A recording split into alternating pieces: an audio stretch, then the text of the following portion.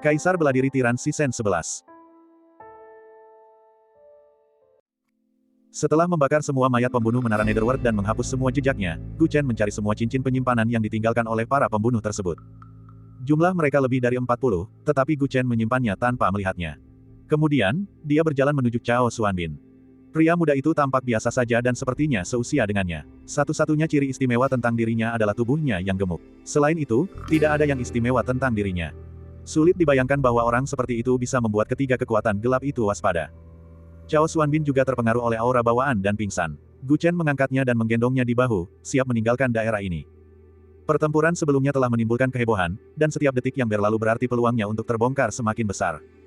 Setelah melihat medan perang untuk terakhir kalinya dan memastikan bahwa dia tidak meninggalkan bukti apapun, Gu Chen membentangkan sayap elemen anginnya dan terbang ke langit, dengan cepat meninggalkan daerah ini.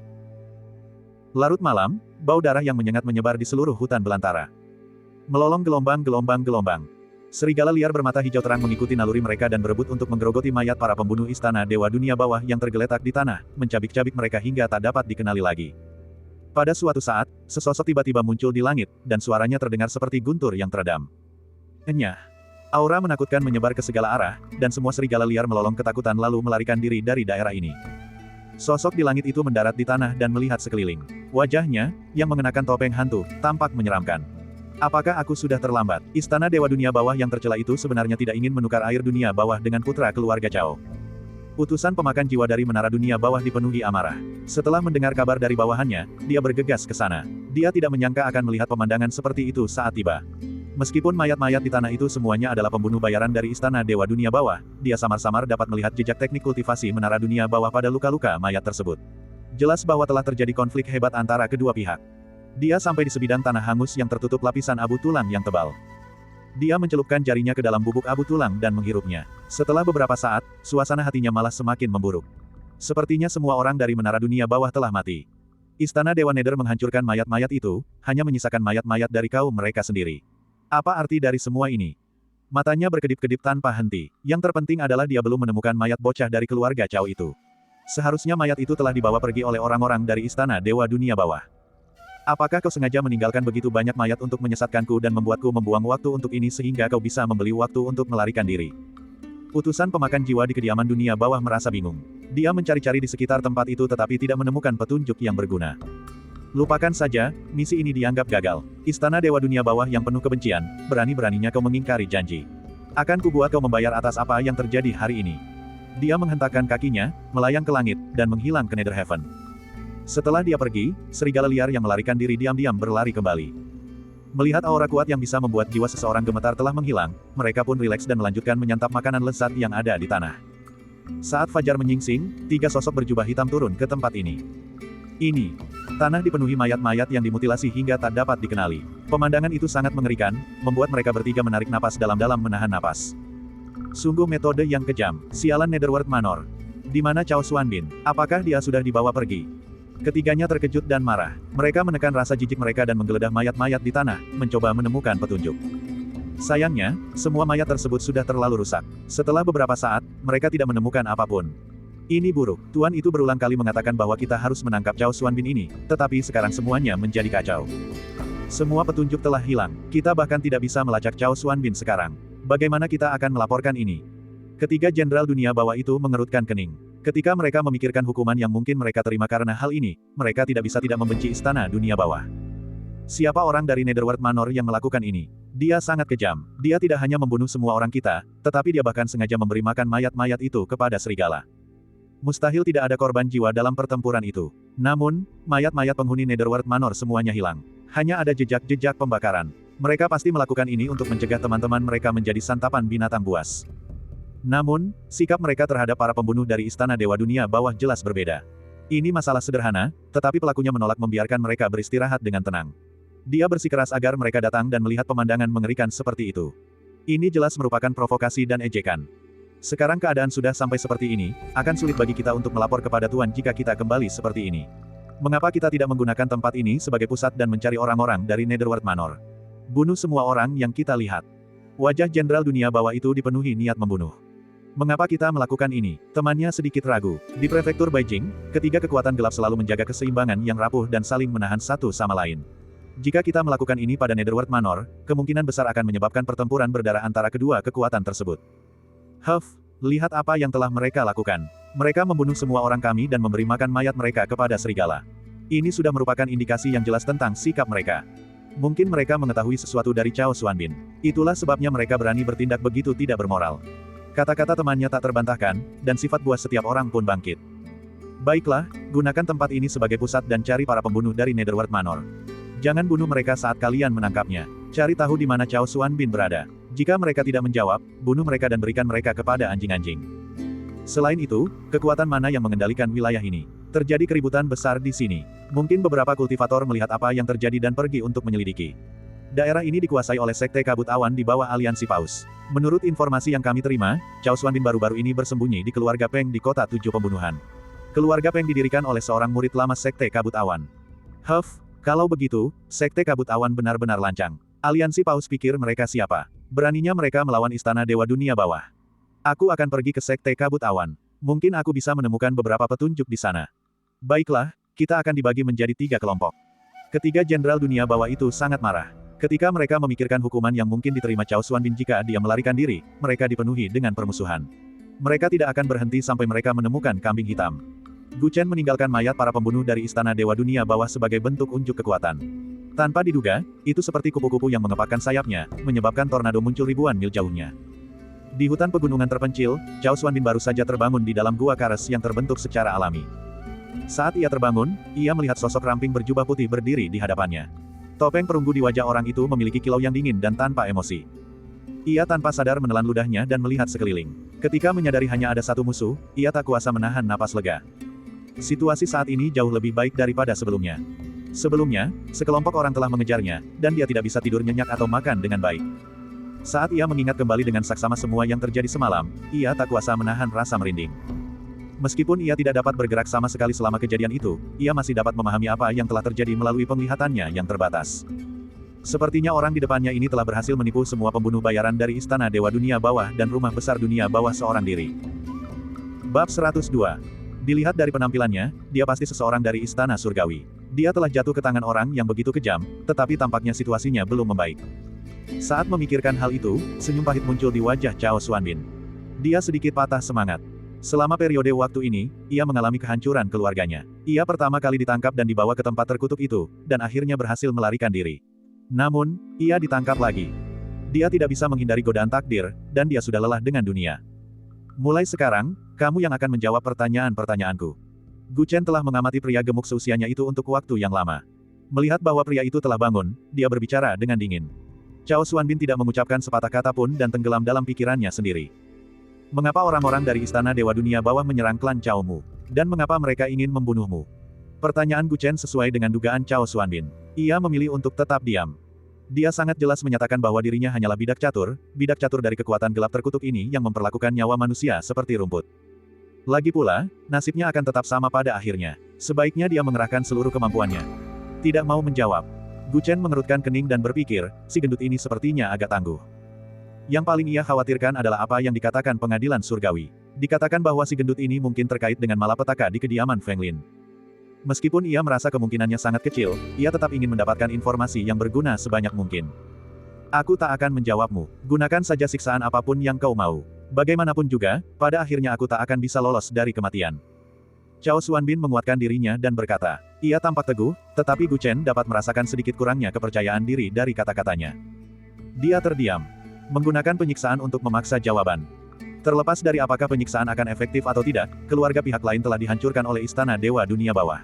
Hanya poin ini saja sudah membuatnya bersimpati dan sulit baginya untuk bersikap kejam. Melihat bahwa pihak lain tidak akan mengalah untuk sementara waktu, Gu Chen menghela napas dan berbalik untuk pergi. Cao Xuanbin sedikit terkejut. Pria ini tidak akan memaksa untuk menjawab.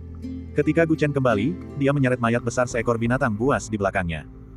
Dia menyalakan api unggun, membelah daging binatang buas itu, membersihkannya, dan mulai memanggangnya.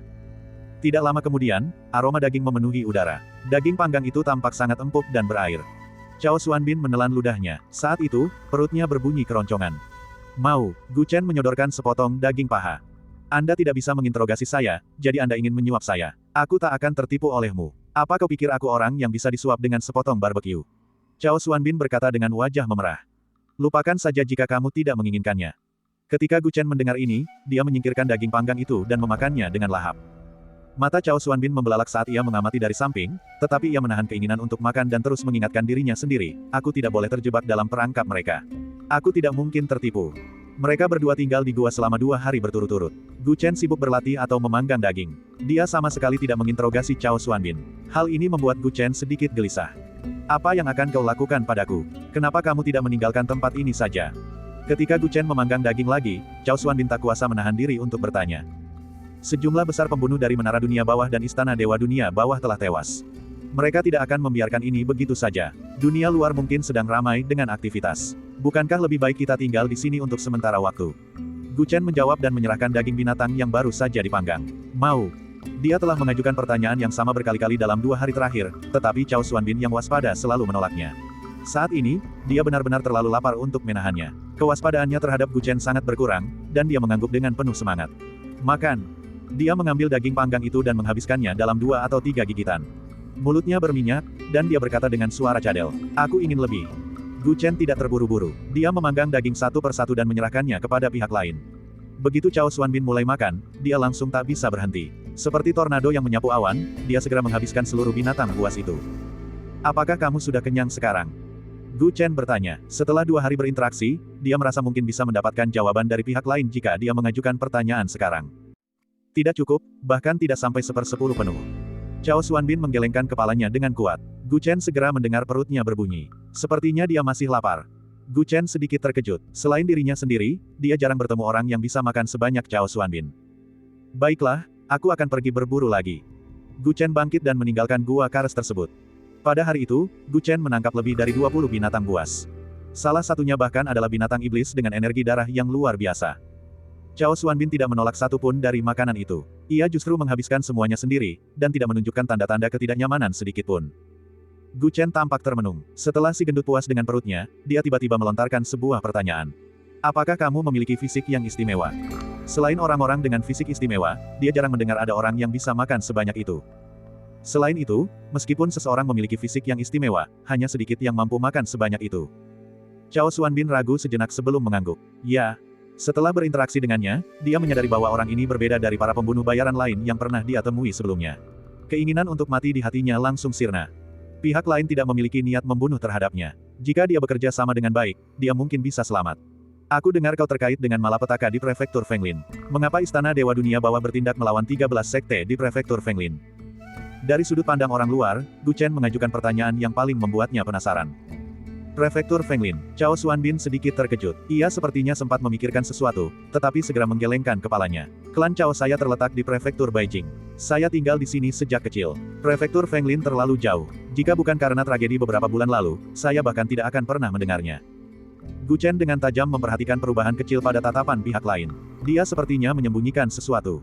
Namun, tidak ada kesalahan dalam kata-katanya. Menurut pemahaman Gu Chen, sebelum Istana Dewa Dunia Bawah mengejarnya, Chao Xuanbin dan klan Chao memang tidak ada hubungannya dengan 13 sekte di Prefektur Fenglin. Mengapa Istana Dewa Dunia Bawah ingin memusnahkan klan Chao, dan mengapa mereka mengejarmu? Gu Chen mengubah cara bertanyanya karena dia tidak mendapatkan jawaban apapun dari pertanyaan pertama. Chao Xuanbin tersentuh oleh kata-kata itu, dan kesedihan terpancar di matanya.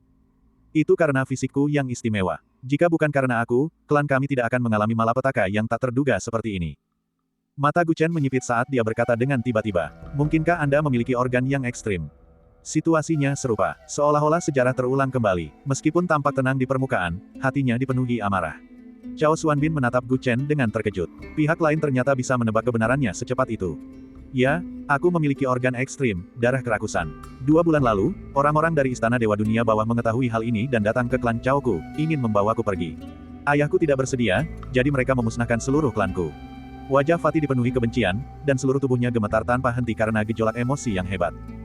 Gu Chen langsung mengerti, pengalaman orang ini terlalu mirip dengan pengalamannya. Dia tidak menyangka bahwa Istana Dewa Dunia Bawah tidak hanya memiliki niat jahat terhadap tulang ether tirani, tetapi mereka juga sangat tertarik pada organ-organ ekstrim lainnya. Dia belum pernah mendengar tentang darah kerakusan, tetapi itu jelas merupakan organ ekstrim yang luar biasa. Inilah mengapa seluruh klan Fatih dimusnahkan. Coba pikirkan sejenak, setidaknya, organ vitalmu tidak diambil. Masih ada harapan untuk balas dendam, Gu Chen menghibur. Pembalasan dendam, bagaimana aku akan membalas dendam? Darah kerakusanku hanyalah fisik yang tak berharga. Tak ada harapan untuk balas dendam bahkan jika aku menghabiskan seluruh hidupku. Bab 103. Si gendut itu sangat gembira hingga mulai berbicara incoheren. Namun, ketika Gu Chen mendengarnya, dia terkejut. Sampah. Apakah darah orang rakus itu hanyalah konstitusi yang buruk? Benua Kunlun mengkategorikan konstitusi khusus menjadi kategori sampah, tingkat menengah, tingkat atas, dan tingkat atas. Sesuai namanya, konstitusi sampah adalah konstitusi khusus yang tidak memberikan manfaat apapun bagi tubuh. Sebaliknya, konstitusi ini justru akan membawa bahaya. Sebagai contoh, meridian yang lumpuh.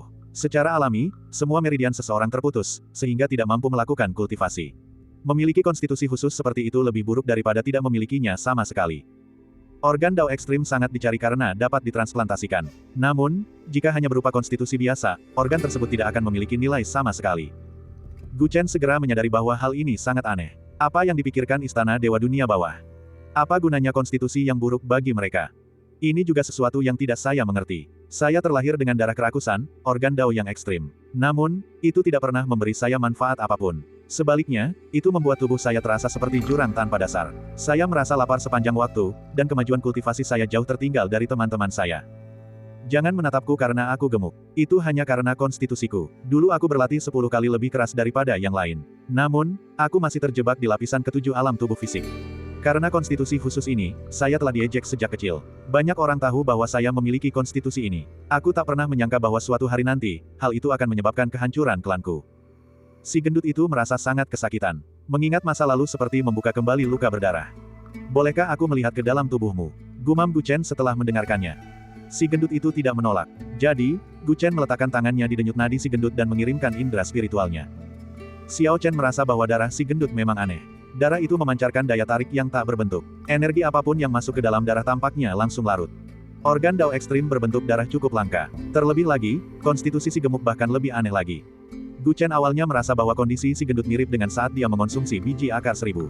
Dia bertanya-tanya apakah mungkin konstitusi pihak lain tidak buruk, melainkan memiliki latar belakang yang hebat. Namun, setelah mengamati beberapa saat, Xiao Chen menyimpulkan bahwa darah orang ini dapat melarutkan segala jenis energi, tidak seperti akar 1000 yang menyimpan energi untuk keperluan pertumbuhan. Ini benar-benar jurang tanpa dasar. Tak peduli berapa banyak harta surgawi dan duniawi yang dimakan seseorang, itu mudah habis. Dalam keadaan seperti itu, sungguh luar biasa bahwa si gemuk bisa mencapai tingkat ketujuh tubuh jasmani. Ketika dia mengatakan bahwa dia bekerja 10 kali lebih keras daripada orang lain, kemungkinan besar dia tidak berbohong. Gu Chen menarik indera ilahinya dari tubuh si gendut dan mengerutkan kening dalam-dalam. Kali ini, dia benar-benar tidak mengerti mengapa orang-orang di Istana Dewa Nether begitu peduli pada Cao Xuanbin. Situasinya jelas berbeda dari tulang eter tirani yang dimilikinya. Untuk mendapatkan si gendut itu, Istana Dewa Nether telah mengerahkan begitu banyak upaya, tanpa ragu-ragu membuat khawatir pengadilan surgawi dan menara dunia bawah, dan bahkan ingin menukarkan air Nether untuknya, tetapi dia hanya memiliki konstitusi yang tidak berguna. Apakah kau akan menyerahkanku ke pengadilan surgawi? Fatih bertanya dengan gugup. Gu Chen tersadar dan menggelengkan kepalanya. Jika dia menyerahkan si gendut itu ke pengadilan surgawi, dia pasti akan mendapatkan banyak poin pahala, tetapi jika dia melakukan itu, si gendut pasti akan mati. Pengadilan surgawi bukanlah pihak yang bisa dianggap remeh.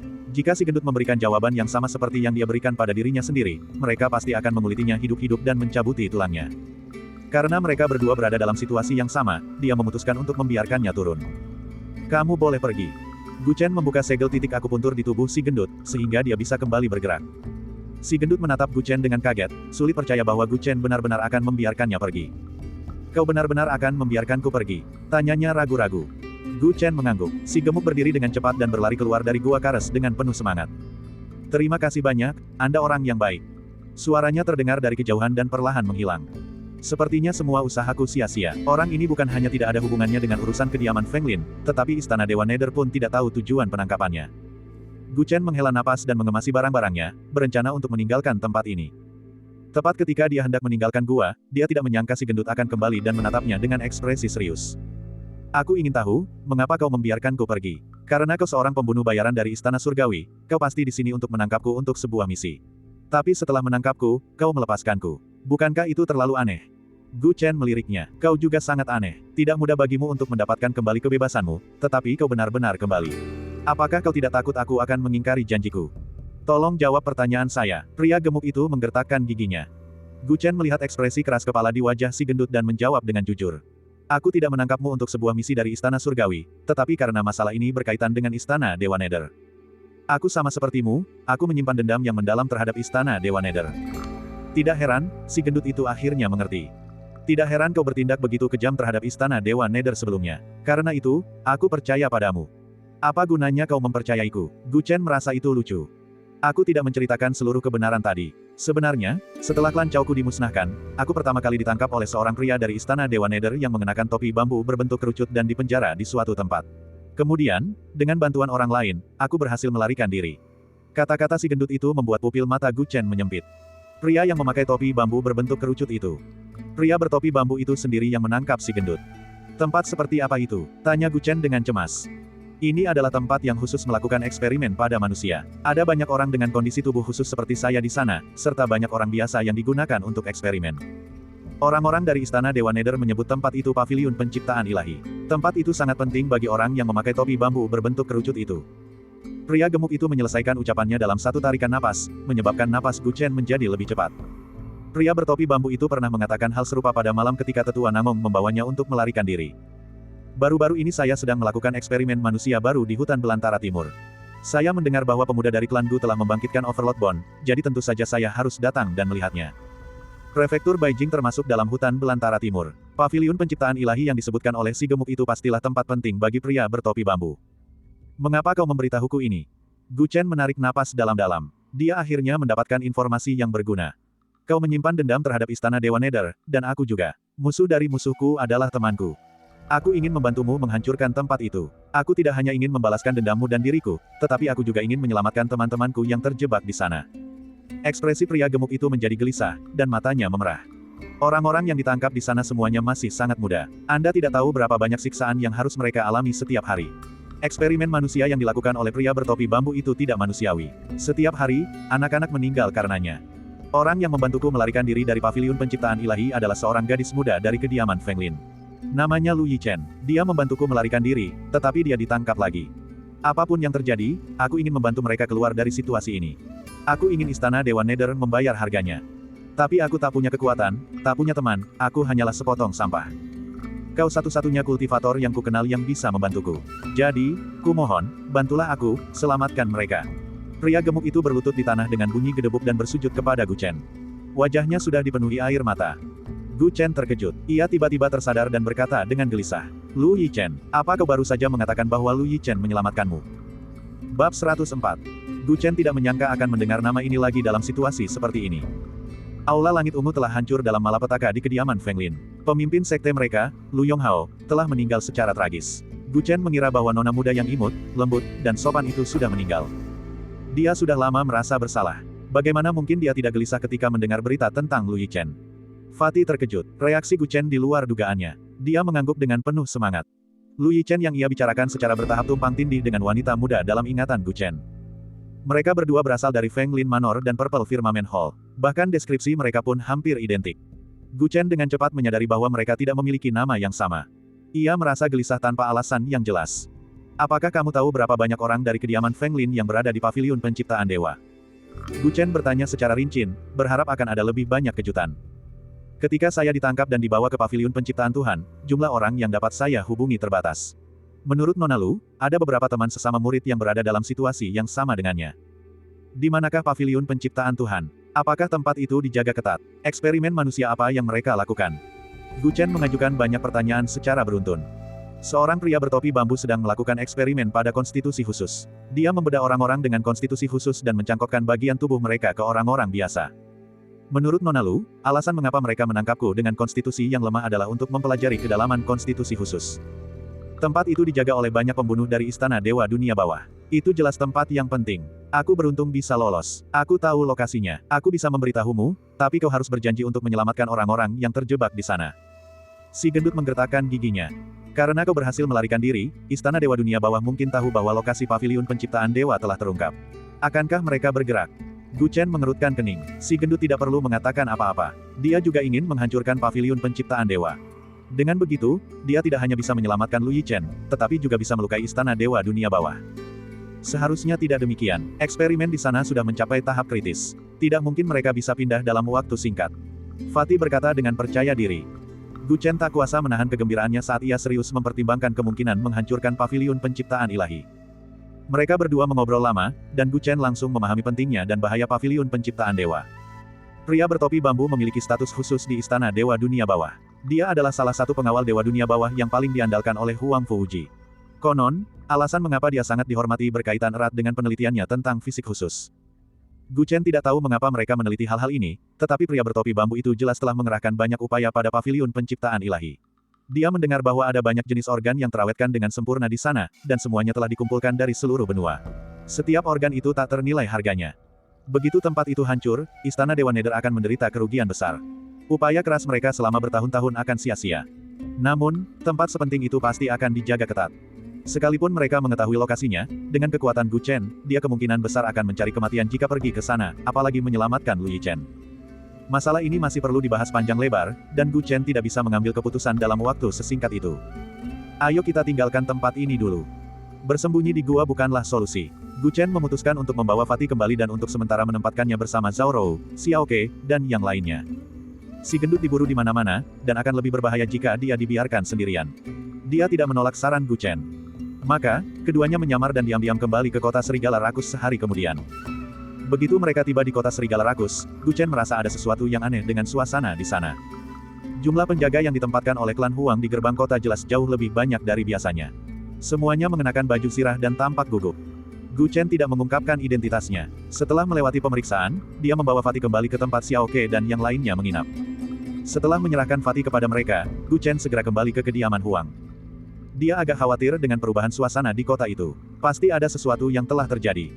3 hari yang lalu, dia baru saja membunuh begitu banyak orang dari Istana Dewa Dunia Bawah dan Menara Acheron. Pada saat kritis ini, dia harus memperhatikan setiap situasi. Ketika Gu Chen muncul di hadapan Huang Pingsang, wajah Huang Pingsang dipenuhi kegembiraan. Kamu sangat beruntung karena tidak meninggal. Itu hebat. Gu Chen berkata dengan tenang. Apakah terjadi sesuatu saat aku pergi? Apa kau tidak tahu? Huang Pingsang memasang ekspresi aneh di wajahnya. Secara logika, ketika Gu Chen pergi mengikuti jejak Cao Xuanbin hari itu, seharusnya dialah yang paling memahami semuanya. Sesuatu telah terjadi. Aku telah bersembunyi selama 3 hari terakhir, kata Gu Chen singkat. Huang Pingsang tiba-tiba tersadar dan menjawab dengan ekspresi serius. Selama 3 hari terakhir, para pembunuh dari Istana Dewa Dunia Bawah dan Menara Acheron telah membunuh tanpa henti di berbagai kota di prefektur Beijing. Suasananya mencekam dan semua orang panik. Selain itu, 2 malam yang lalu, seorang ahli menerobos masuk ke Sekte Awan Asap dan memulai pembantaian. Pemimpin sekte dan banyak tetua Sekte Awan Asap terbunuh. Sekte tersebut mengalami pukulan besar. Gu Chen mendengarkan dengan tenang. Dia tidak terkejut bahwa Istana Dewa Dunia Bawah dan Menara Acheron sedang bertarung. Jelas sekali bahwa itu ada hubungannya dengan dirinya. Namun, dia tidak bisa memahami mengapa Sekte Awan Asap tiba-tiba mengalami bencana seperti itu. Aku mendengar bahwa sejumlah besar pembunuh dari Istana Dewa Dunia Bawah dan Menara Acheron tewas tidak jauh dari kota pembunuh 7. Ketika orang tua itu mendengarnya, dia sangat khawatir padamu. Dia takut sesuatu mungkin telah terjadi padamu. Aku tidak menyangka kau begitu gigih. Huang Pingsang menghela napas. Hari itu, ketika Gu Chen pergi mengejar Cao Xuanbin sendirian, itu sangat berbahaya. Kemudian, begitu banyak orang dari kedua kekuatan gelap itu tewas, dan Gu Chen sendirian. Siapapun yang memikirkannya akan mengira bahwa dia dalam bahaya. Setelah kembali tanpa cedera, Huang Pingsang sangat terkejut. Ia tak kuasa menahan rasa ingin tahu tentang apa yang telah terjadi. Pada hari itu, ketika Cao Xuanbin dibawa pergi oleh orang-orang dari Menara Acheron, aku diam-diam mengikutinya dan ketahuan oleh mereka. Meskipun akhirnya saya berhasil lolos, saya mengalami cedera ringan dan harus memulihkan diri hingga hari ini. Kau bilang Istana Dewa Dunia Bawah dan Menara Acheron bertuaring karena Cao Xuanbin. Dia akhirnya berada di tempat siapa? Melihat wajah Huang Pingsang yang penuh spekulasi, Gu Chen berinisiatif untuk menjelaskan keberadaannya selama 3 hari terakhir. Bukan berarti dia tidak percaya pada Huang Pingsang, tetapi masalah Cao Xuanbin sangat penting. Sebelum dia merenungkan semuanya, dia tidak berniat memberitahu siapapun. Dia juga ingin melaporkan misi ini kepada pengadilan surgawi sebagai sebuah kegagalan. Apa yang dikatakan Gu Chen sangat masuk akal, jadi Huang Pingsang tidak meragukannya dan mengangguk. Untunglah dia baik-baik saja, menyelamatkan nyawanya adalah hal yang terpenting.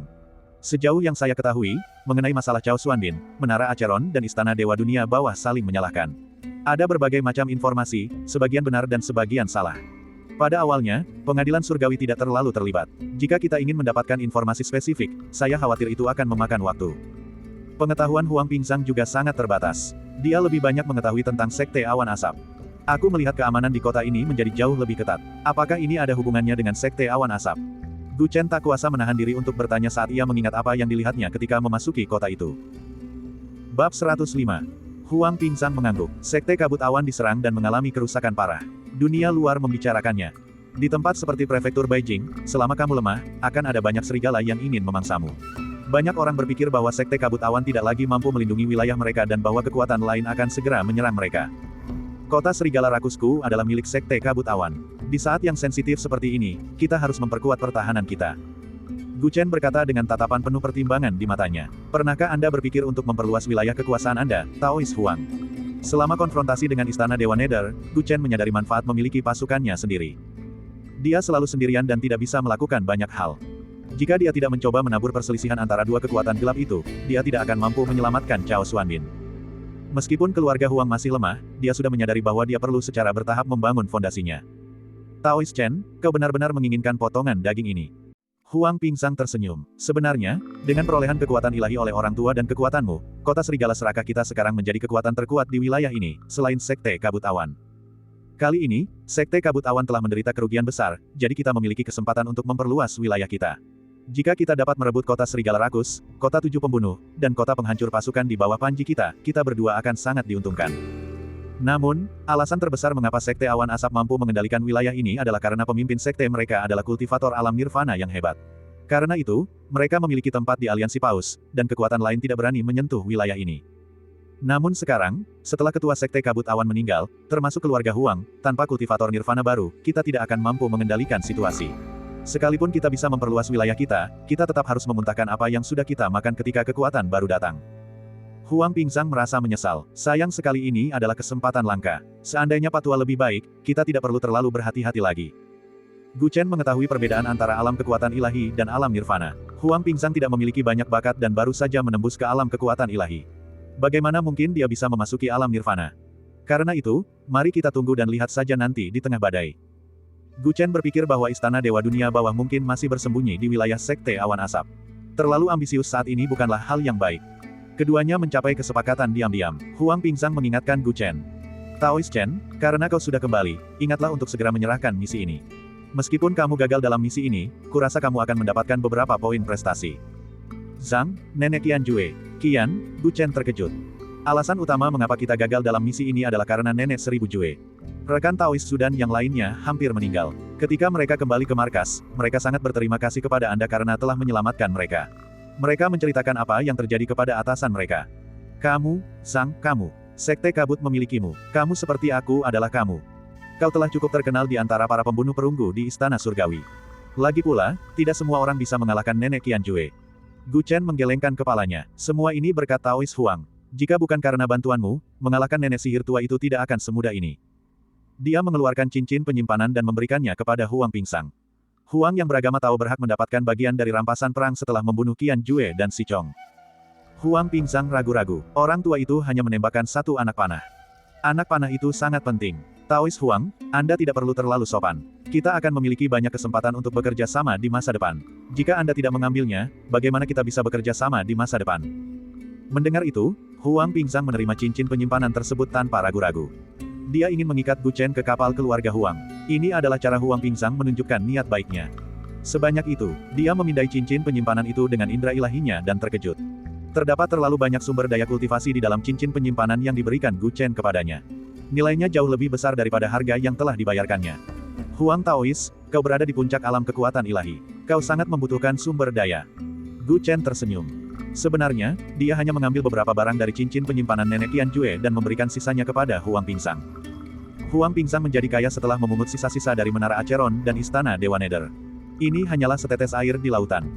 Taois Chen, aku tak akan berbasa-basi dengan orang tua itu. Huang Pingsang menarik napas dalam-dalam. Dia terharu. Pemuda ini tidak hanya berbakat dan cerdas, tetapi juga tidak serakah dan mau berbagi. Ia semakin menginginkannya menjadi menantu keluarga Huang.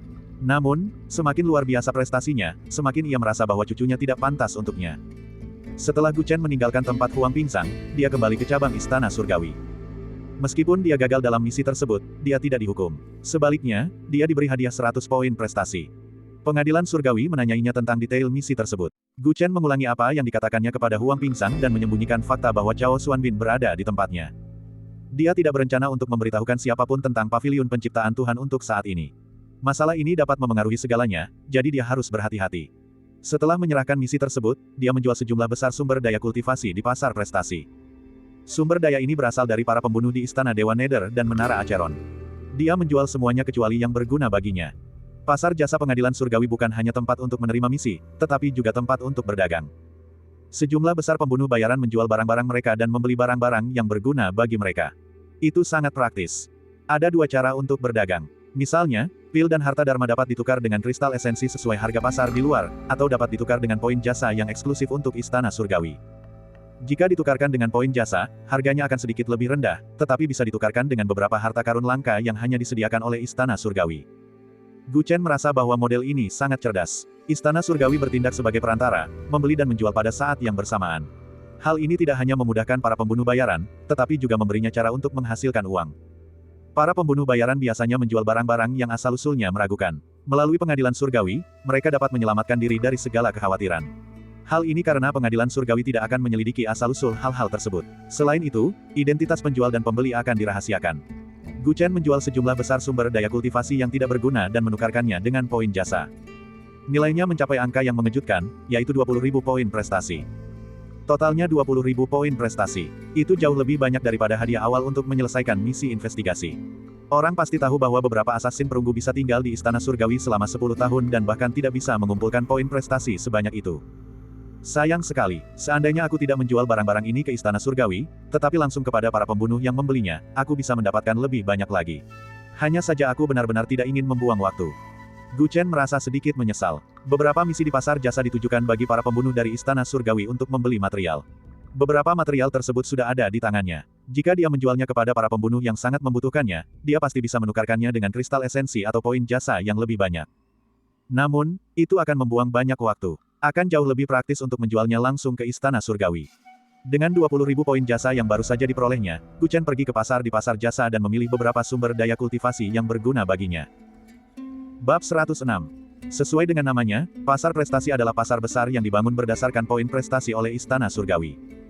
Di sini, seseorang dapat menerima misi dan memperoleh poin prestasi setelah menyelesaikannya. Di sini, seseorang dapat menjual atau membeli harta karun dan menggunakan poin prestasi untuk transaksi. Warisan Istana Surgawi jauh lebih tua daripada Istana Dewa Dunia Bawah dan Istana Dunia Bawah. Sistemnya yang terintegrasi sangat lengkap, dan itulah alasan mengapa istana ini mampu bertahan di benua Kunlun meskipun dilanda berbagai perubahan zaman. Saat ini, Gu Chen memiliki 20.000 poin prestasi. Di antara para asasin perunggu, dia bisa dianggap kaya. Sesampainya di pasar, cakrawala Gu Chen meluas saat ia melihat deretan barang dagangan yang memukau di layar besar. Harta karun dharma, pil obat, jimat, bahan-bahan. Barang-barang yang dijual di sini bermacam-macam jenis dan kualitas. Asalkan seseorang punya uang, ia bahkan bisa membeli harta karun dharma kelas bumi. Tentu saja, dengan kekayaan Gu Chen saat ini, hanya dengan melihat poin jasa yang dibutuhkan untuk menukarkan harta dharma tingkat bumi saja sudah cukup membuat orang bergidik. Dengan berat hati, Gu Chen mengalihkan pandangannya dari harta dharma tingkat bumi dengan kekuatan magis yang tak terbatas. Kemudian, dia menatap layar langit hitam dan kuning. Harga barang-barang di Yellow Sky Screens jauh lebih terjangkau. Tiba-tiba ia merasa kantongnya penuh, dan ia bisa menghabiskan banyak uang. Saat ini, hal terpenting bagi saya adalah pil obat. Saya akan memilih beberapa yang memiliki efek nyata dalam meningkatkan kultivasi saya. Tidak masalah jika harganya mahal. Selain itu, jika saya memiliki poin prestasi tambahan, saya akan mempertimbangkan hal-hal lain. Dengan sangat cepat, Gu Chen membeli 3 jenis pil obat tingkat kuning terbaik. Semuanya dapat meningkatkan kultivasi seseorang dalam waktu singkat tanpa efek samping apapun. Ketiga pil obat ini sangat berharga, dan dia benar-benar menghabiskan hampir 10.000 poin prestasi sekaligus. Saya harap efek dari pil obat ini tidak akan mengecewakan saya. Gu Chen merasakan dampaknya. Begitu banyak pembunuh bayaran hanya menukarkan kekayaan mereka dengan 20.000 poin jasa, dan dia telah menggunakan setengah dari 3 pil obat.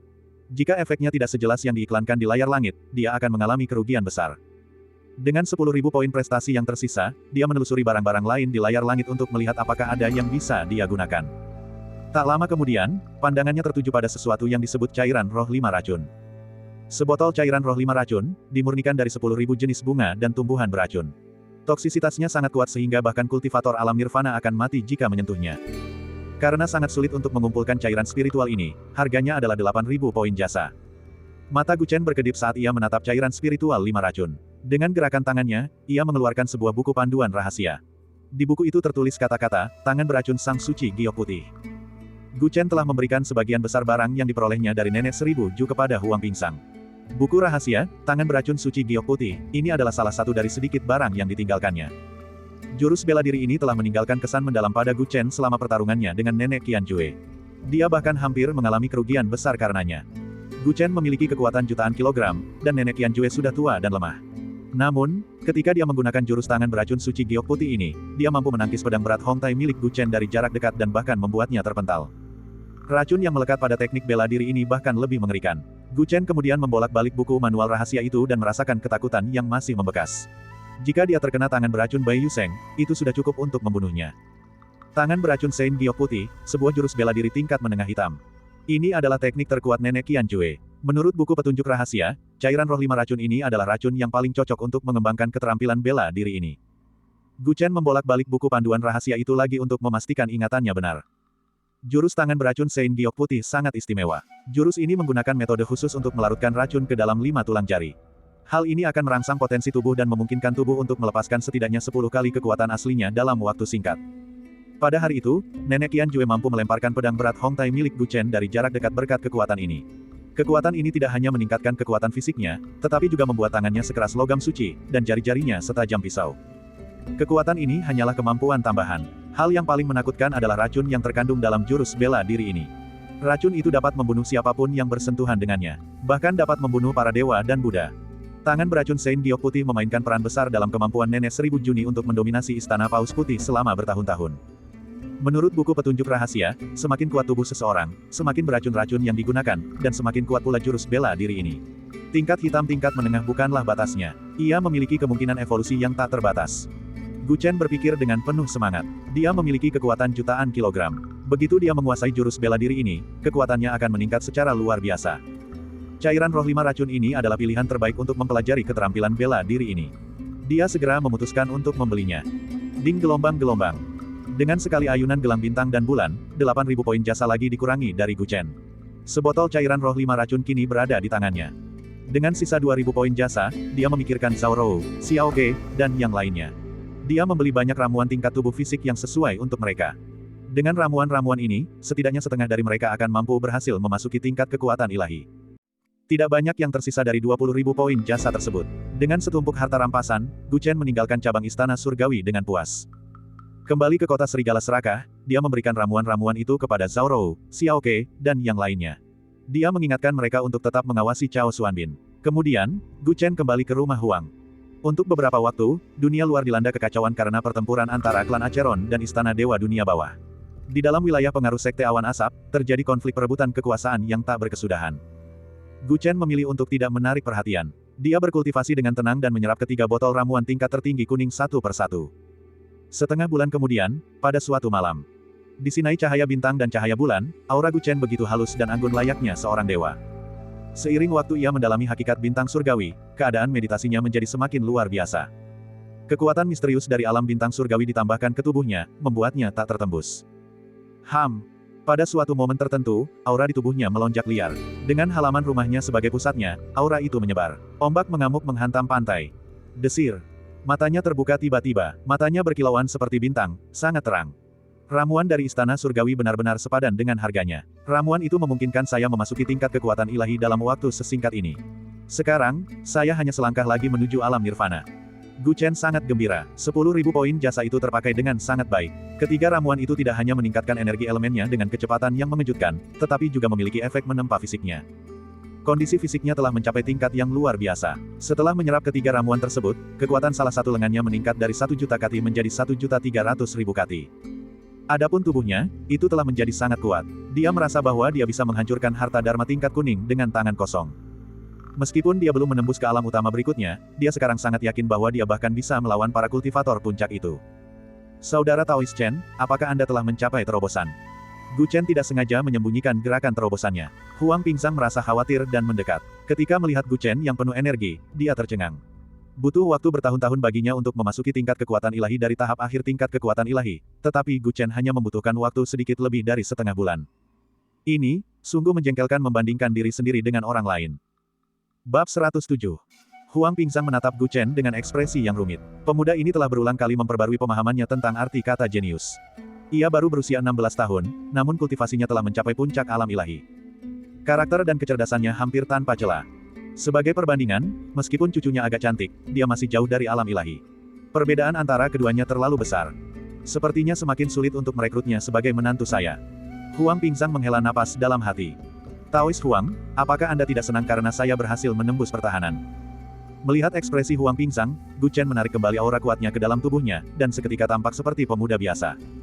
Tentu saja tidak, selamat. Huang Pingzang menggelengkan kepalanya. Lalu mengapa kamu terlihat sangat khawatir? Apakah sesuatu terjadi baru-baru ini? Tanya Gu Chen. Huang Pingzang tidak berani mengatakan bahwa dia tidak bahagia karena tidak memiliki harapan untuk mendapatkan menantu laki-laki, jadi dia mengganti topik pembicaraan. Memang ada sesuatu yang mengkhawatirkan. Besok, Sekte Awan akan mengadakan pertemuan di 3 kota. Mereka ingin semua pemimpin pasukan di wilayah ini hadir. Oh, apa yang diinginkan Sekte Awan? Gu Chen sedikit terkejut. Saya tidak yakin, situasinya tidak stabil akhir-akhir ini. Beberapa pihak mulai membangkang kepemimpinan mereka. Mungkin mereka ingin menenangkan rakyat dan membangun kembali reputasi mereka. Huang Pingzang menatap Gu Chen, jantungnya berdebar kencang. Awalnya kakek hanya berencana membawa Xiao Fei ke Gunung Berkabut. Tapi karena kalian sudah berhasil menembus pertahanan, kenapa tidak pergi bersama saja? Situasinya kacau belakangan ini. Dengan kehadiranmu, Pak Tua akan jauh lebih tenang. Gu Chen tidak menolak. Keesokan harinya, 3 orang duduk di dalam kereta, menuju dengan tenang ke Gunung Berkabut tempat Sekte Awan berada. Gu Chen mengenakan jubah bela diri berwarna hitam. Rambutnya yang tebal dan hitam pekat terurai begitu saja di bahunya. Matanya terpejam saat ia berlatih dalam diam.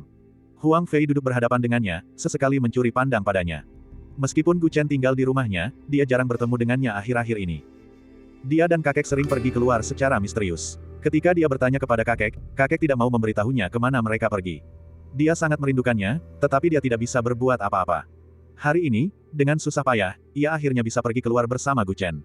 Atas permintaannya yang kuat, kakeknya akhirnya setuju untuk naik kereta kuda, memberi mereka lebih banyak waktu untuk bersama. Setelah sekian lama tidak bertemu dengannya, dia menyadari bahwa Gu Chen tampak bertambah tinggi lagi. Seorang pemuda seusianya sedang dalam masa pertumbuhan. Kulitnya berwarna coklat sehat, dan dia tidak kurus maupun gemuk. Dia adalah tipe favoritnya. Adapun wajahnya, fitur wajahnya yang halus masih memancarkan aura dingin. Setiap kali ia merasakan temperamen Gu Chen yang sulit didekati, ia ingin tahu masa lalu seperti apa yang dimiliki pemuda ini sehingga ia memiliki kepribadian seperti itu. Dia sangat ingin menggunakan gairahnya untuk meluluhkan hati pria yang sedingin es itu. Hal ini juga didukung penuh oleh kakeknya. Bahkan paman-pamannya, yang selalu tidak menyukainya, belakangan ini memberi isyarat agar dia menghabiskan lebih banyak waktu dengan Gu Chen. Jelas terlihat bahwa keluarga Huang semakin bergantung pada perlindungan kuat dari Guru Chen. Huang Fei tahu bahwa sebagai kepala keluarga dan seorang wanita, sangat mungkin pernikahannya di masa depan akan menjadi pernikahan politik. Namun jika orang itu adalah Guru Chen, maka dia akan menikah dengan pria yang dicintainya. Tidak ada akhir yang lebih baik dari ini. Memikirkan semua itu, Huang Fei mengumpulkan keberaniannya dan terus berbicara dengan Gu Chen di sepanjang jalan. Dia bahkan bangun pagi-pagi dan menyiapkan banyak kue kering dengan berbagai rasa. Dari waktu ke waktu, dia akan memberikannya kepada Gu Chen, berharap dapat memikat selera makannya dan kemudian hatinya. Sayangnya, meskipun Gu Chen telah menanggapinya, dia masih bersikap dingin. Dia hanya mencicipi kue-kue yang dibuatnya sendiri dan berhenti setelah mencicipinya. Huang Pingzang menghela napas dalam hati melihat pemandangan ini. Meskipun ia mengagumi Gu Chen, ia tidak ingin cucunya memiliki cinta sepihak. Dari kelihatannya, sepertinya mereka berdua tidak akan bersama. Saat dia kembali kali ini, dia mungkin akan sekalian membujuk Huang Fei untuk menyerah agar dia tidak semakin terjerumus. Kereta kuda berhenti. Mereka telah tiba di Gunung Yunwu. Wilayah kekuasaan Sekte Yunwu sebagian besar terdiri dari kota Tanlang, Pojun, dan Qixia. Gunung Yunwu kebetulan berada di tengah wilayah ini. Itu adalah puncak gunung yang indah. Mata air dan air terjun yang spiritual dapat dilihat di mana-mana di gunung itu. Puncaknya tertutup awan dan konon awan itu tidak pernah mencair. Ketika kelompok Gu Chen dipandu ke gunung oleh murid-murid Sekte Yunwu, para pemimpin dari banyak kekuatan telah tiba. Melihat Huang Pingzang, banyak orang langsung menghampirinya untuk mengobrol. Mata mereka dipenuhi sanjungan. Terdapat ratusan kekuatan di bawah Sekte Yunwu. Di antara mereka, keluarga Huang dari kota Tanlang, keluarga Zhou dan Peng dari kota Pojun, dan keluarga Yuqi dari kota Pojun adalah yang paling kuat. Baru-baru ini, ketiga kota tersebut dilanda kekacauan. Pemimpin Sekte Yunwu dan banyak tetua telah meninggal. Keluarga Peng dari kota Tanlang juga hancur secara misterius. Dengan demikian, dua keluarga besar dari kota Tanlang dan kota Pojun menonjol. Tidak lama setelah keluarga Huang menyatukan kota Tanlang, konon guru Huang dari keluarga Huang telah menembus belenggu umur panjang dan meningkatkan kultivasinya. Adapun tamu keluarga Huang, Chen Gu, ada banyak legenda tentang dirinya. Konon, dia sangat kuat dan kebangkitan keluarga Huang berkat dirinya. Keluarga Yuqi dari kota Pojun memiliki kedudukan yang sama dengan Huang Pingzang. Namun, Yu Qizong telah mencapai puncak alam immortal beberapa tahun yang lalu dan memiliki kendali penuh atas kota Pojun. Keluarga Huang dan keluarga Yuqi adalah dua kekuatan yang sedang bangkit dan berpotensi menggantikan Sekte Yunwu di masa depan. Oleh karena itu, guru Huang disambut hangat begitu beliau tiba. Huang Pingsang berbincang riang dengan para pemimpin pasukan lain sambil berjalan menuju puncak Gunung Yunwu. Gu Chen mengikuti di belakang mereka dan tidak mengucapkan sepatah kata pun. Sesekali, beberapa orang mencoba berbicara dengannya, tetapi mereka tercekik oleh ekspresi dinginnya. Dia tidak suka bergaul dengan orang lain. Dia tahu betul bahwa orang-orang di sekitar Huang Pingsang adalah orang-orang yang pelin-pelin. Di tengah perjalanan mendaki gunung, sekelompok orang mengantar seorang lelaki tua naik ke puncak dari sisi lain. Rambut di pelipis lelaki tua itu mulai beruban dan ia tampak seusia dengan Huang Pingsang. Namun, tubuhnya tinggi dan tegap seperti pohon pinus, dan ia memancarkan aura yang kuat. Gu Chen tidak perlu menebak identitasnya untuk tahu bahwa banyak orang menyapanya dengan Tuan Yuqi. Yuqi Zong. Dia adalah salah satu dari dua pahlawan yang berdiri berdampingan dengan Huang Pingsang. Berbeda dengan Huang Pingsang yang tampak ramah, Yuqi Zong memberi kesan kepada orang-orang bahwa dia adalah seorang pejuang yang garang. Saat keduanya bertemu, Huang Pingsang mengangguk sambil tersenyum sebagai salam. Di sisi lain, Yuqi Zong melangkah maju dengan mata berbinar-binar. Saudara Taois Huang, setelah bertahun-tahun lamanya, Anda akhirnya mencapai puncak alam abadi. Selamat. Sambil berbicara, dia menatap Gu Chen yang berada di belakangnya. Apakah ini Master Chen yang legendaris? Masih sangat muda. Meskipun Gu Chen telah menggunakan teknik penyembunyian napas, dia masih bisa mengetahui bahwa Gu Chen bukanlah orang biasa. Namun, dia tidak bisa menentukan tingkat kultivasinya secara pasti. Aku sudah banyak mendengar tentangmu, kata Gu Chen dengan tenang. Bab 108. Haha, aku sudah banyak mendengar tentang Pak Tua itu. Sesama penganut Taoisme, Chen, memang seorang pahlawan muda. Berapa banyak yang ditawarkan keluarga Huang kepadamu? Aku akan membayarmu 2 kali lipat. Bagaimana kalau kau datang ke kota Pojun? Gu Chen terkejut mengetahui bahwa Yuqi Zong berusaha merebut Huang Pingsang tepat di depannya. Saudaraku Yuqi, ini tidak bisa diterima. Huang Pingsang menggelengkan kepalanya. Dia mengenal kepribadian Yuqi Zong, jadi dia tidak marah. Mengapa tidak? Chen Gu hanyalah tamu keluarga Anda, bukan menantu laki-laki Anda. Siapapun bisa merebutnya. Yuqi Zong melirik Huang Fei yang berdiri di samping mereka dengan sinis. Ia sepertinya telah mengetahui niat Huang Pingsang. Tatapannya membuat selir Huang tersipu. Banyak pemimpin lain juga menunjukkan ekspresi aneh di wajah mereka. Tuan Tua Huang ingin menikahkan cucunya dengan Chen Gu, tetapi Chen Gu menolak lamaran tersebut. Kabar ini telah sampai ke telinga kekuatan-kekuatan lain. Bagi sebagian orang, ini merupakan pertanda bahwa Chen Gu dan keluarga Huang tidak sekokoh sepotong besi. Baiklah, mari kita pergi ke puncak gunung. Jangan biarkan sekte asap menunggu terlalu lama.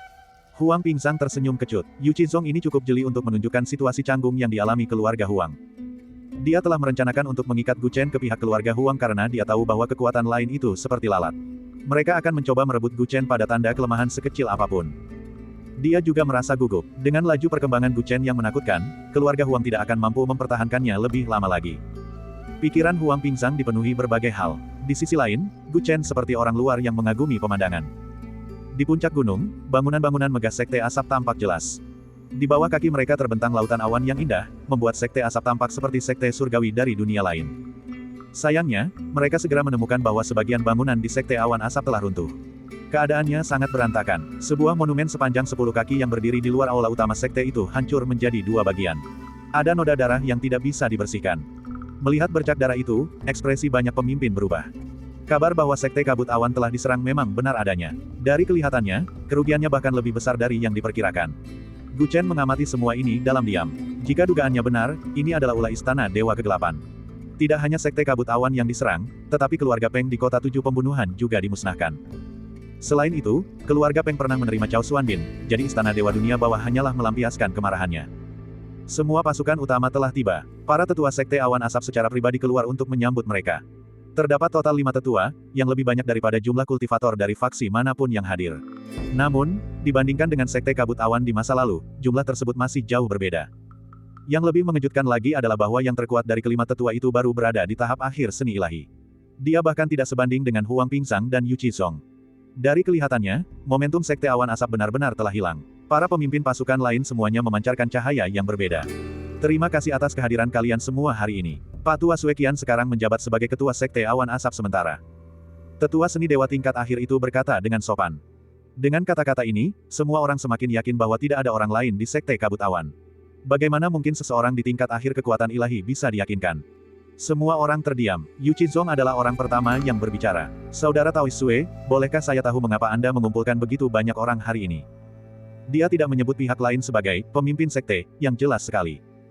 Di prefektur Beijing, yang kuat dihormati. Meskipun sekte awan asap hampir tidak bisa disebut faksi nomor 1, tidak ada yang bisa mempertahankan posisi mereka. Di mata semua orang, dalam hal kultivasi, Yuchi Zong dan Huang Pingzang adalah dua kultivator yang berada di puncak tingkat kekuatan ilahi. Yuchi Zong telah maju lebih dulu, dan tidak seperti Huang Pingzang yang ahli dalam memanah, dia jelas memiliki otoritas yang lebih besar. Wajar saja jika dia berbicara sekarang. Sue Qian tersenyum getir ketika mendengar bagaimana Yuchi Zong memanggilnya.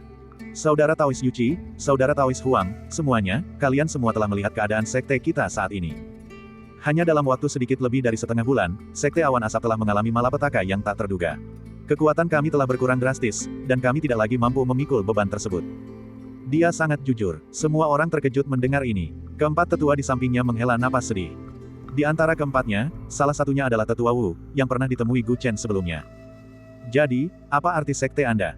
Huang Pingzang berkata sambil berpikir. Pasar gelap di 3 kota berkembang pesat. Ini adalah peluang besar yang menguntungkan semua pihak di sini. Dulu, ketika pemimpin sekte kita masih di sini, dengan statusnya sebagai kultivator hebat dan posisinya di aliansi Paus, tidak ada faksi luar yang berani menyentuh kita. Tapi sekarang, situasinya berbeda. Kita seperti domba yang menunggu untuk disembelih. Hanya sekte Awan Asap yang menunggu untuk dibantai, kan? Sebagian besar keuntungan pasar gelap di masa lalu diambil olehmu. Pemimpin sebuah faksi mau tak mau berkata demikian. Menurutnya, faksi-faksi kecil seperti mereka sama sekali tidak perlu khawatir. Bahkan jika faksi-faksi luar ingin ikut campur di 3 kota, Sekte Awan Asap akan menjadi yang pertama menanggung akibatnya. Mereka tidak akan mempersulit mereka. Terlepas dari apakah Anda mengakuinya atau tidak, Sekte Awan Asap telah menghasilkan banyak uang di masa lalu, tetapi kami juga menjaga perdamaian di wilayah ini dan memperlakukan semua orang dengan baik. Begitu ada kekuatan eksternal yang masuk, dapatkah siapapun di sini menjamin bahwa keluarga Anda akan aman dan tenteram? Apakah kamu sudah melupakan tragedi di kota Jiading?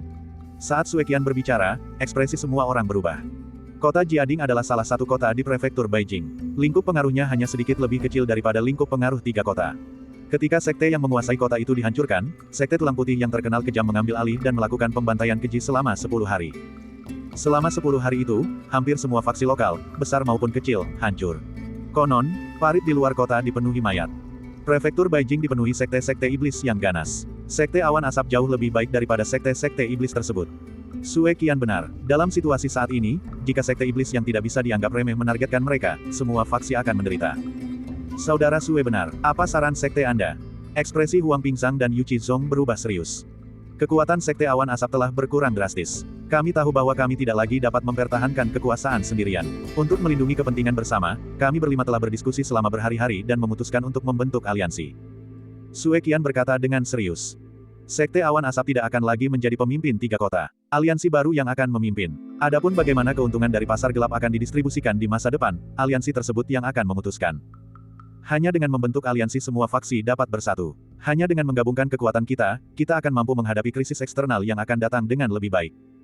Para pemimpin dari berbagai faksi terdiam. Mereka mempertimbangkan dengan serius pro dan kontra dari usulan Sekte Awan Asap. Ini adalah keputusan penting yang akan sepenuhnya mengubah situasi semula. Untuk mencegah musuh eksternal melakukan invasi, usulan ini sangat relevan. Namun, siapa yang akan menjadi pemimpin aliansi baru ini? Siapa yang berhak memaksa keluarga Yuchi untuk tunduk kepada mereka secara sukarela? Yuchi Zong melangkah maju dan memecah keheningan. Matanya bersinar terang. Ambisinya terlihat jelas dalam kalimat ini. Bab 109. Yuchi Zong adalah seorang kultivator di alam mutlak. Kekuatan keluarga Yuchi termasuk dalam 3 teratas. Siapa yang bisa membuat keluarga Yuchi tunduk?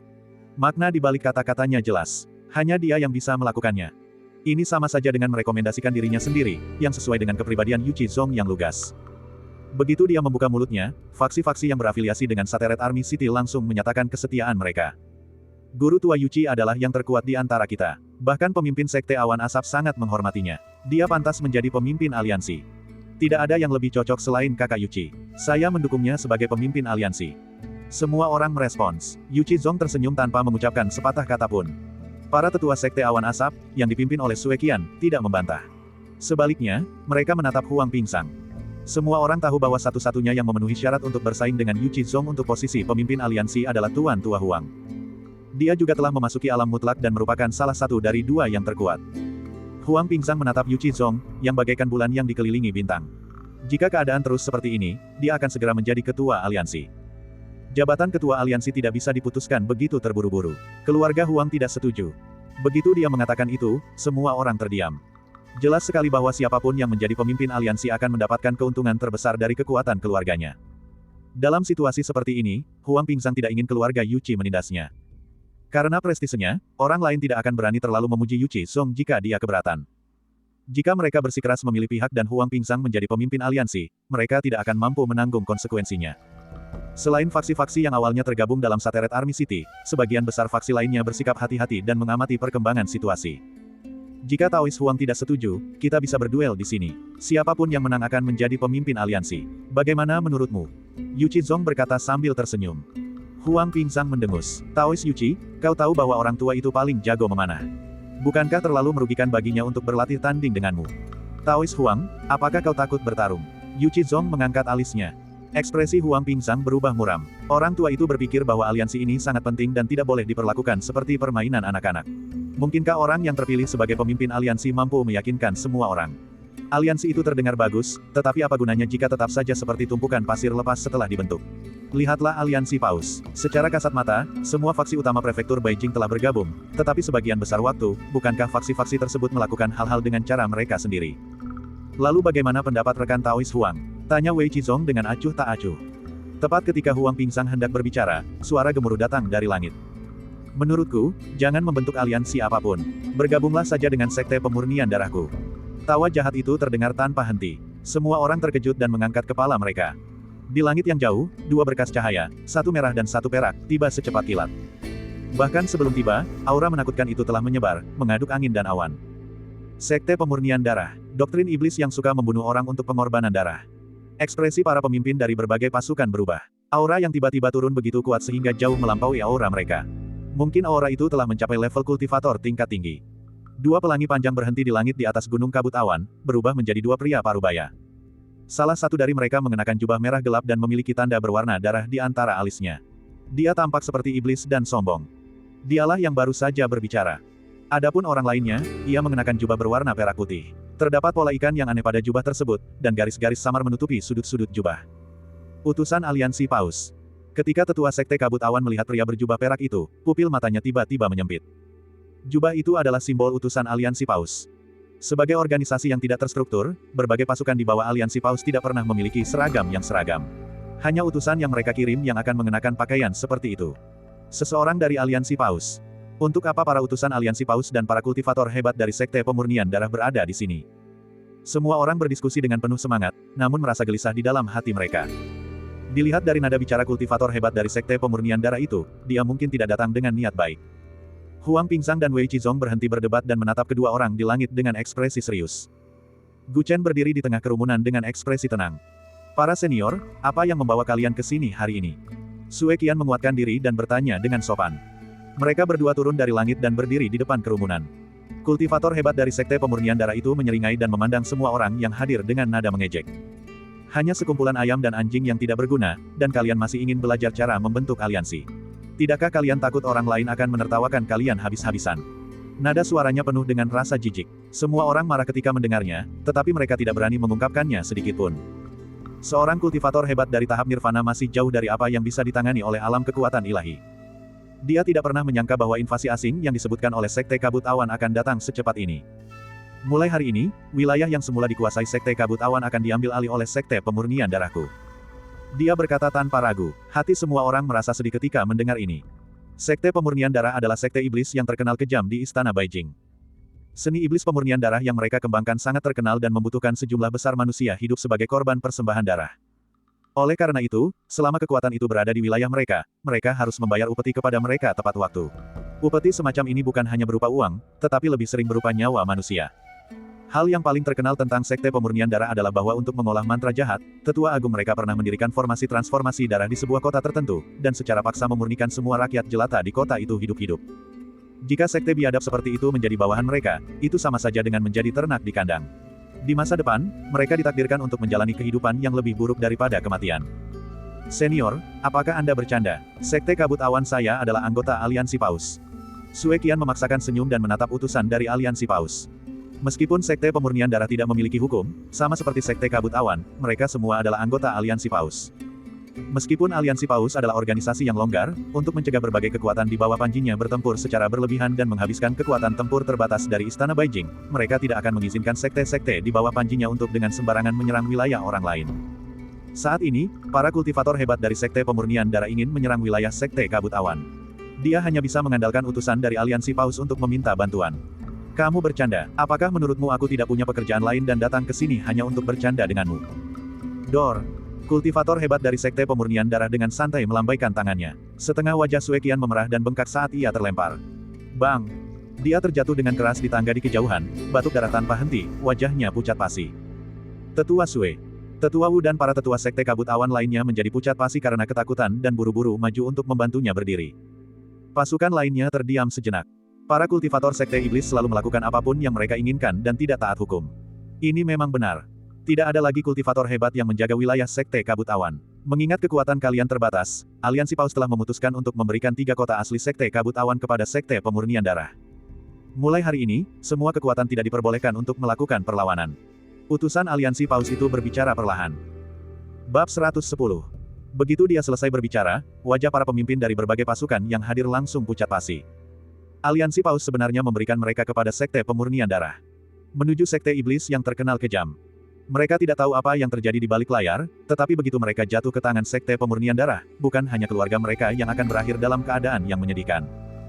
Bahkan warga sipil dari Ravenous Wolf, Seven Kills, dan Army Destroyer pun akan celaka. Sekte Pemurnian Darah adalah belalang, bajingan. Kemanapun mereka pergi, orang-orang tidak akan bisa hidup. Mereka akan menjarah di mana-mana, dan pasti tidak akan mengelola ketiga kota itu dengan baik. Aliansi Paus tidak memiliki hak ini. Yu Qizong segera berdiri, wajah tuanya dipenuhi amarah. Aliansi Paus hanyalah organisasi yang tidak terstruktur. Mereka tidak berhak mencampuri urusan anggotanya. Selain itu, Sekte Awan Asap sudah tidak lagi menguasai ketiga kota kita. Masalah ini tidak bisa kau putuskan. Benar sekali, kami pasti tidak akan menyetujui ini. Huang Pingsang juga melangkah maju, menunjukkan tidak ada rasa takut di hadapan kedua kultivator hebat itu. Ini adalah momen kritis hidup dan mati, apapun yang terjadi, dia tidak bisa menyerahkan ketiga kota itu kepada Sekte Pemurnian Darah. Jika itu terjadi, keluarga Huangnya akan hancur cepat atau lambat. Begitu kedua kultivator terkuat itu berbicara, para pemimpin dari berbagai kekuatan tersadar dan berbicara dengan kemarahan yang benar. Itu benar, Aliansi Paus tidak berhak membuat kesepakatan dengan kami. Tidak peduli berapa banyak keuntungan yang telah Anda terima dari Sekte Pemurnian Darah, kami penduduk setempatlah yang memiliki keputusan akhir di sini. Ketika utusan Aliansi Paus mendengar protes tersebut, dia menunjukkan senyum aneh dan mengangkat bahunya ke arah para kultivator hebat dari Sekte Pemurnian Darah. Saudara Taoiski, saya telah mengatakan semua yang perlu dikatakan. Selebihnya terserah Anda. Anda juga tahu bahwa mereka tidak salah. Aturan Aliansi Paus tidak dapat dilanggar sesuka hati. Kultivator bermarga Qi itu mendengus dingin. Kamu mendapatkan uangmu dengan mudah. Lupakan saja, aku hanya menginginkan alasan yang dapat dibenarkan. Dia menyeringai, dan matanya yang jahat tertuju pada Huang Pingsang dan Yu Qizong. Bukankah kalian sedang memutuskan siapa yang akan menjadi pemimpin aliansi? Karena kata-kata Aliansi Paus tidak berarti, aku akan berurusan denganmu. Aku akan berdiri di sini dan membiarkan kalian memukulku. Kalian bisa menyerangku sesuka kalian. Jika aku mundur selangkah, aku akan kalah dan aku akan langsung pergi. Nada bicaranya arogan dan mendominasi, membuat Huang Pingsang dan Yu Qizong sangat marah hingga wajah mereka pucat pasi. Benarkah begitu? Tatapan mata mereka dipenuhi dengan tekad bertempur. Masalah ini menyangkut keselamatan klan mereka masing-masing, jadi mereka tidak punya pilihan selain maju. Tentu saja. Kultivator bermarga Qi itu memiliki tatapan mengejek di matanya. Baiklah kalau begitu. Mereka berdua menarik napas dalam-dalam dan menyalurkan kultivasi mereka. Aura seni ilahi mereka yang disempurnakan menyebar. Huang Pingsang mengeluarkan busur dan anak panahnya, sementara Yu Qizong mengibaskan lengan bajunya dan sebuah tombak panjang muncul di tangannya. Aura pertempurannya melambung ke langit. Keduanya mengambil posisi siap bertarung, penuh percaya diri. Meskipun orang ini adalah kultivator hebat, mereka tidak percaya bahwa mereka tidak bisa menang bahkan jika mereka sedikit mundur. Semua orang mundur untuk memberi ruang bagi mereka bertiga. Huang Fei dengan cemas mundur bersama Gu Chen. Dia meraih lengan baju Gu Chen, merasa sangat gelisah. Senior Chen, menurutmu kakek bisa menang? Pihak lainnya adalah iblis besar. Tidak seorang pun menduga peristiwa tak terduga seperti itu akan terjadi. Saat ini, keselamatan ketiga kota, serigala rakus, pasukan penghancur, dan 7 pembunuh, bergantung pada Huang Pingsang dan Yu Qizong. Meskipun dia seorang kultivator hebat, dia pasti akan menderita kerugian besar jika dia mengatakan bahwa dia akan kalah jika mundur selangkah. Gu Chen berkata dengan tenang. Dia sangat mengenal kekuatan Huang Pingsang. Ditambah dengan Yu Qizong, yang kekuatannya tidak kalah darinya, pertempuran ini seharusnya tidak menjadi masalah. Mendengar kata-kata Gu Chen, Huang Fei merasa jauh lebih tenang. Dia menyaksikan pertempuran itu dengan penuh antisipasi. 2 sampah dari alam ilahi, ayo kita lakukan. Kultivator bermarga Qi itu berteriak. Yu Qizong diliputi amarah. Dengan raungan, tombaknya melesat seperti naga banjir, memenuhi langit dengan energi astral biru. Momentum dari aksi mogok ini bagaikan pelangi, mengaduk awan di puncak gunung. Banyak orang bahkan tidak bisa membuka mata karena angin yang menyertainya. Merusak. Kultivator bermarga Ki hanya mengangkat satu tangan untuk menghadapi serangan yang dipenuhi esensi, Ki, dan roh ini. Telapak tangannya diselimuti cahaya merah darah. Bang! Itu adalah serangan yang sederhana namun dahsyat. Darah menyembur ke langit, dan tombak Yu Chizong patah secara paksa. Dia mundur dengan kecepatan yang bahkan lebih cepat daripada saat dia menyerang, selaput di antara ibu jari dan jari telunjuknya berlumuran darah. Ini adalah penindasan total terhadap alam tersebut. Energi asal alam nirvana dan alam ilahi berada pada tingkatan yang sama sekali berbeda.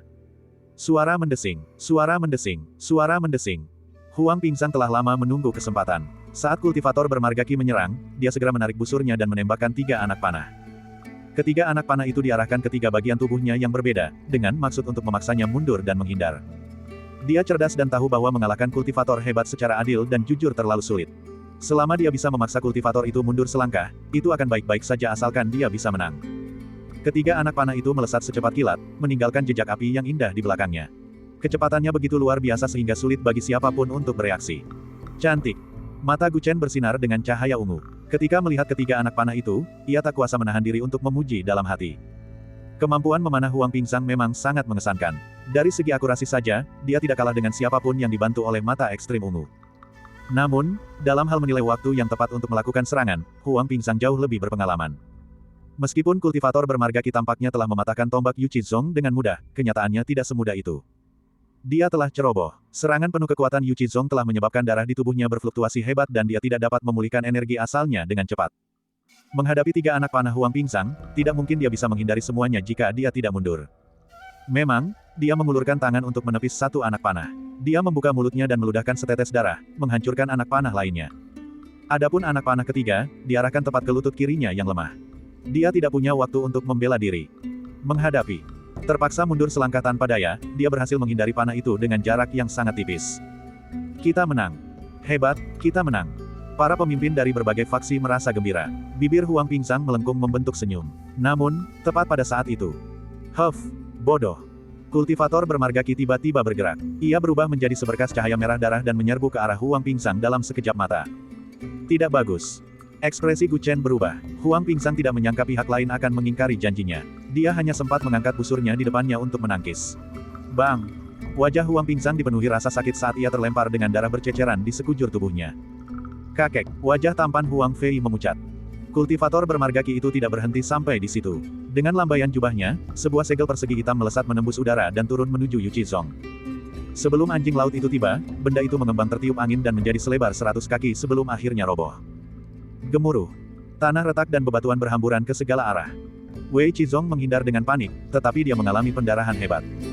Energi yang dilepaskan oleh segel itu menyebar. Para pemimpin kekuatan kecil tidak sempat mundur dan tubuh mereka meledak, memenuhi langit dengan kabut darah. Kau mengingkari janji. Kaki Wei Chizong lemas saat ia jatuh ke tanah. Ia terluka parah dan berkata dengan lemah dan marah. Hahaha, apakah kamu percaya semua yang kukatakan? Lalu bagaimana jika saya mengingkari janji saya? Dasar kalian sampah, apakah kalian pantas berdiskusi soal persyaratan dengan sekte pemurnian darahku? Kalian semua, berlututlah. Mulai sekarang, kau akan mengabdi pada sekte pemurnian darahku sebagai tuanmu dan bersedia menjadi budakku. Jika tidak, bahkan jika aku membunuh kalian semua, tidak akan ada seorang pun yang membela kalian. Rambut kultivator bermarga Ki bergoyang liar, memperlihatkan kejahatannya. Hati semua orang hancur, mata mereka dipenuhi keputusasaan.